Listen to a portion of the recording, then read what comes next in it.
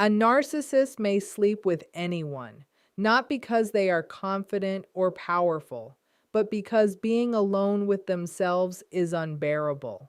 Once you understand this, you stop taking it personally and begin to see how hollow this pattern truly is. If this feels familiar, if you've ever wondered how someone could replace you so quickly or act inconsistently, pause for a moment, like this video, subscribe, and stay here. Understanding this pattern helps you avoid internalizing their behavior as a reflection of your worth. When sex is used as a tool for regulation instead of intimacy, it becomes a method to manage an unstable inner world rather than a shared emotional connection. For a narcissistic personality, genuine intimacy requires mutuality, presence, and the ability to tolerate vulnerability, capacities that are often underdeveloped or perceived as threatening. Sex, however, is immediate, controllable, and outcome focused. It generates attention, arousal, and validation without demanding emotional reciprocity. In that way, it acts like a fast acting regulator for anxiety, shame, boredom, or inner emptiness. The body becomes a shortcut for relief when the mind cannot self soothe. This is why sexual encounters can feel disconnected, rushed, or transactional. The goal is not closeness, but stabilization. Being desired temporarily quiets the chronic fear of insignificance. Being chosen, even by a stranger, produces a fleeting sense of worth. Once that internal tension eases, the other person's emotional reality loses importance. This is not conscious cruelty. It is a narrow focus on survival through stimulation. Intimacy would demand being present after the rush fades, and that is when discomfort often returns. Since the purpose is regulation, not bonding, repetition becomes necessary. The relief is temporary, and validation decays quickly, causing the behavior to escalate or repeat. Novelty is particularly powerful because new attention delivers a stronger effect than familiar connection. This explains why sexual behavior can seem compulsive, indiscriminate, or contrary to stated values. Values are long-term guides. Regulation is an urgent demand. In moments of internal distress, urgency wins. This also accounts for the emotional confusion partners feel. One moment, sexual intensity feels affirming, even intimate. The next, there is distance, indifference, or replacement. What changes is not attraction, but regulation. Once the nervous system settles, attachment fades. There was never a bridge between sex and emotional safety. Understanding this distinction removes personalization that traps many people. When sex is used to regulate, it does not measure love, desire, or commitment. It is a coping strategy driven by insecurity and emptiness, meant to escape internal discomfort rather than share closeness. That is why the experience can feel intense in the moment and hollow immediately after. When validation becomes the main driver, everything else is deprioritized. Values, loyalty, discernment, even self-respect become negotiable because the nervous system seeks reassurance, not meaning. For a narcissistic personality, validation is not optional. It is essential for emotional stability. Without it, anxiety, irritability, or shame rises rapidly. The question shifts from, is this aligned with who I am, to, will this make me feel wanted right now? This is why their behavior may appear hypocritical or shocking. Someone who speaks of loyalty may betray easily. Someone who claims high standards may ignore them entirely. These contradictions are not intentional manipulations, but arise from a hierarchy where validation is paramount. When the need to feel admired or desired activates, long-term consequences fade from awareness. The mind focuses on immediate affirmation. Discernment requires pause, reflection, and tolerance for discomfort, none of which are available under validation hunger. Any chance for admiration, sexual interest, or attention feels like a solution, even if it conflicts with morals or existing commitments. That is why they may pursue attention from people they do not genuinely like, respect, or feel drawn to.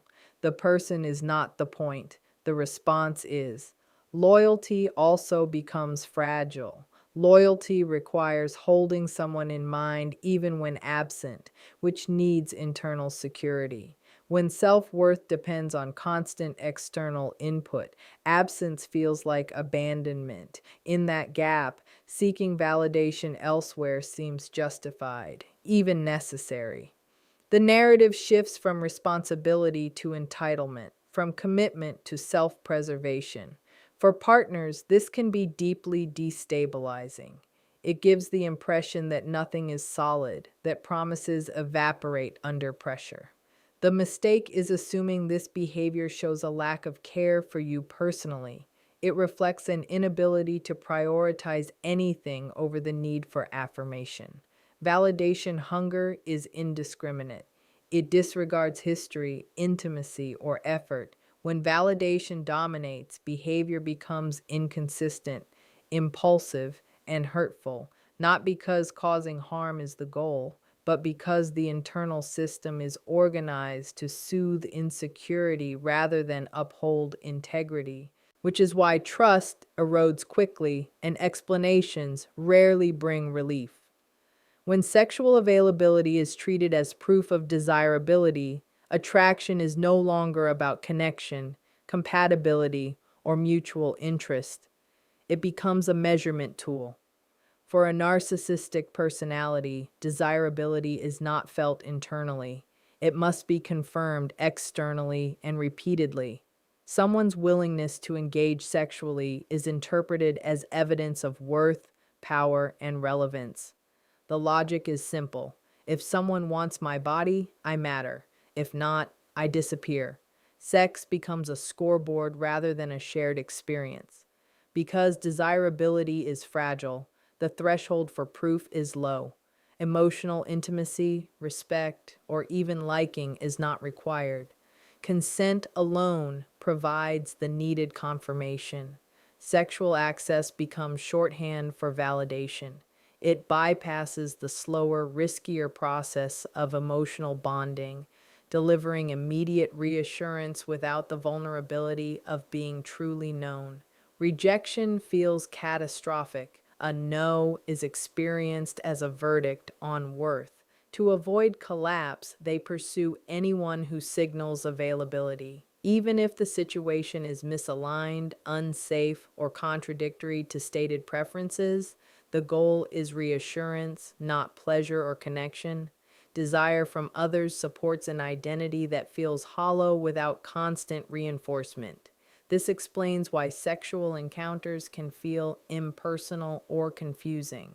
You may feel intensely chosen in the moment, even idealized, but once the act serves its purpose, the sense of connection disappears. The proof has been collected, the mirror has done its work. There is no internal structure to sustain desire once the external signal fades. For partners, this is disorienting. Sexual intensity may feel like emotional investment, only to find yourself replaced or sidelined. What you witnessed was validation seeking, not attachment. Desire was real, but not anchored to you. It was anchored to the affirmation you reflected. Understanding this reframes the behavior. Sexual availability was never about intimacy or choice. It was survival through confirmation, using another's desire as temporary scaffolding for a self that cannot stand alone.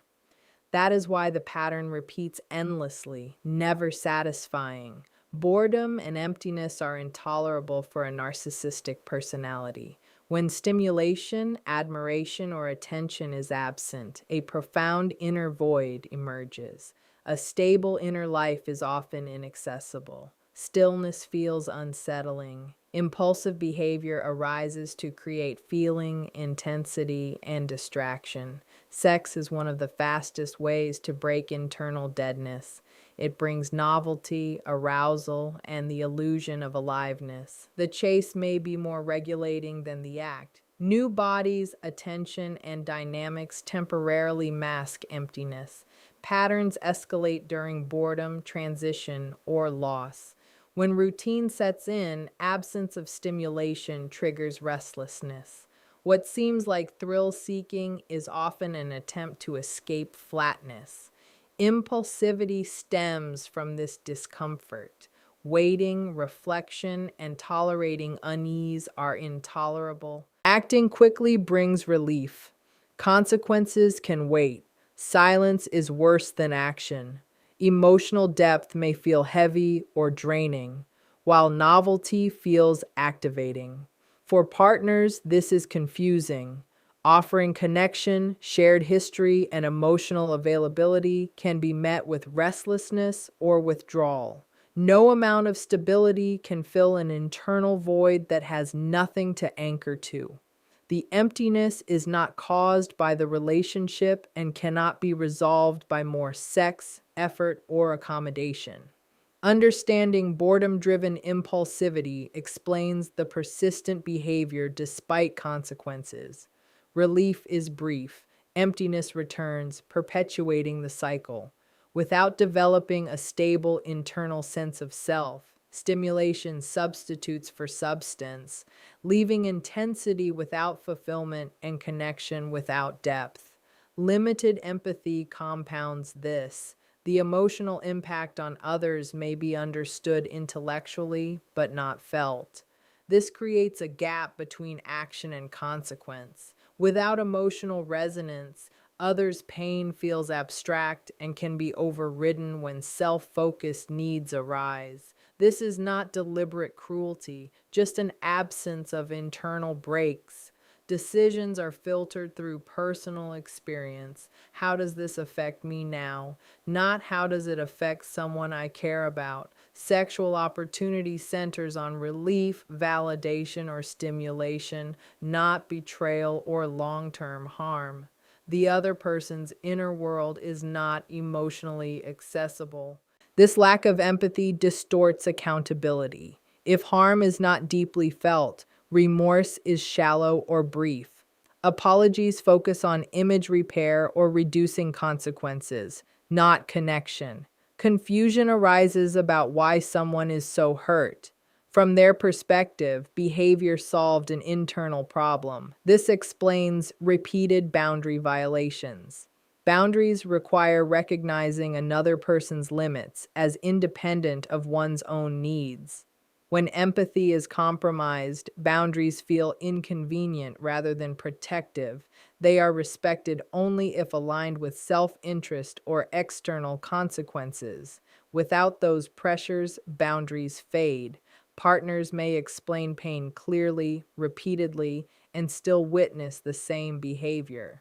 The issue is emotional access, not comprehension. They may understand your words, but not feel them in a way that reshapes behavior.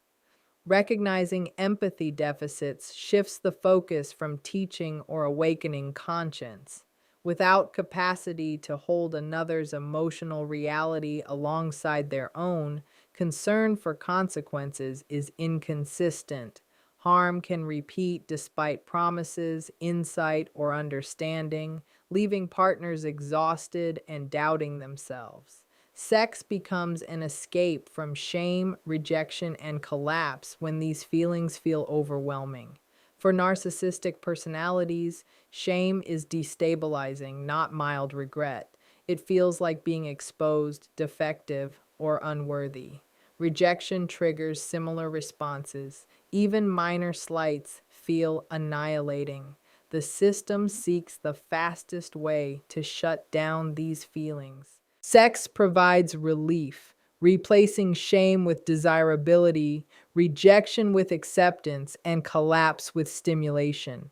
The body responds faster than the mind, masking painful self-awareness. In that moment, the narrative flips. Something is wrong with me becomes I am wanted. This is why sexual behavior may spike after failures, conflicts, or losses. It is repair, not celebration. Urgency and secrecy accompany the behavior to prevent reflection, which risks reopening shame. Acting quickly erases the feeling rather than understanding it. Over time, discomfort becomes a cue for sexual validation instead of an invitation to process emotions. Internal collapse exposes the fragility of the self structure. Without external reinforcement, there is a sense of falling apart. Sex scaffolds identity temporarily, but because it is external, the relief fades and vulnerability returns. Partners may notice sexual acting out after arguments, criticism, or moments requiring accountability. It can feel retaliatory or dismissive, but it is often defensive, aimed inward rather than outward, though others are inevitably affected. Understanding sex as avoidance of shame reframes the cycle. It is not about desire for someone else or dissatisfaction with you. It is about inability to tolerate emotional pain without fleeing. Until shame can be integrated, escape feels safer, and sexual validation remains a fragile shield. When novelty becomes more important than the person, desire detaches from attachment and focuses on stimulation.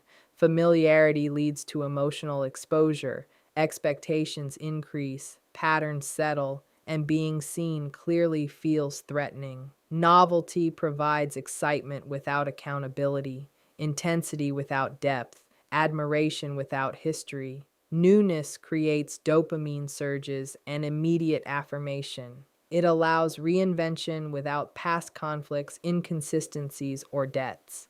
Narcissistic personalities present a curated self and receive instant positive feedback, strongest at the start.